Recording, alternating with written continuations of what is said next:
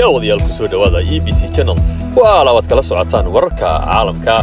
warka degdega ah falaqaynta wararka iyo warka Soomaaliga daawasho wanaagsan ha magaanina Bismillahirrahmanirrahim daawadayaal ku soo dhawaada EBC Channel waa labaad ka daawataan barta internetka qodobka warka aan ku faafinayno maanta oo taariikhda ay tahay 4 bisha April 2025 waxa uu ku saabsan yahay duqeyntii ugu xooganayd sanadkan 2025 oo habeenkii xalay ahayd lala beegsaday caasimadda Kiev ee dalka Ukraine duqeyntan waxa geystay dalka Ruushka isla markaana waxa uu ku soo weeraray diyaarado drones ah iyo gantaalo noocyada gantaalka ay adeegsadeen ay xalay kula beegsadeen Kiev ayaa ahaa nooca loo yaqaano hypersonic missiles gantaaladani waxay xambaaraan madaxyo nuclear la khafiifiyay sida ka arkaysaanba shaashada hadda ka muuqata gantaaladaas waxa ay ku dhacayaan waa magaalada Kiev dalka Ukraine ayaa faahfaahin ka bixiyay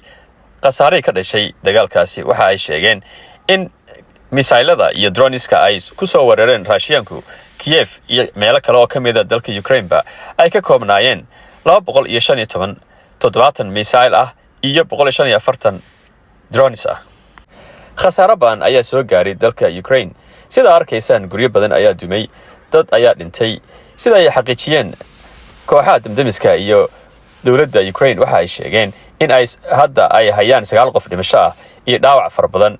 laakiin si aan wali soo saarin warbixinta oo dhameystiran afayeen u hadlay ciidamada dalka Ukraine ayaa sheegay in ay soo rideen 125 misailo iyo drones isugu jira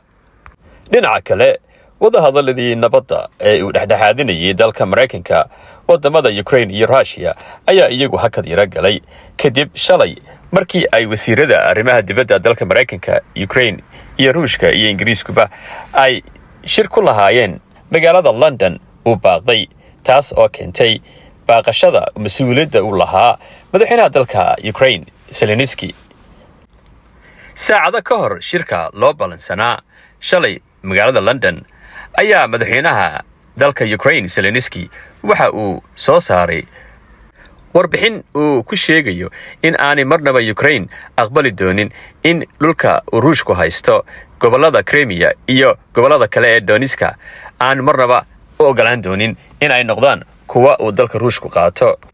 warbixintaasi kadib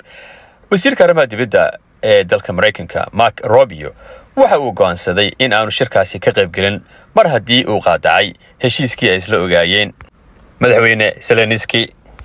madaxweyne Zelensky ayaa isagu ah mid laba badan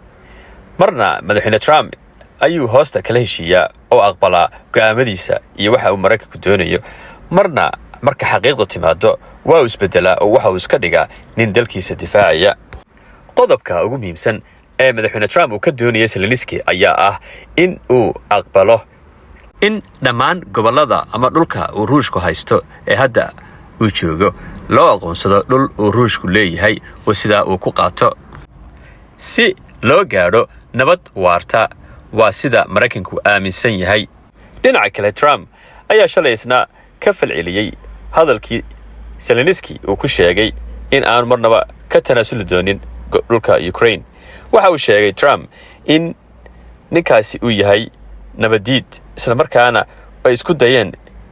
marar badan in ay ka dhaadhiciyaan inuu qaato nabadda laakiinse uu ka madax adeegay haddana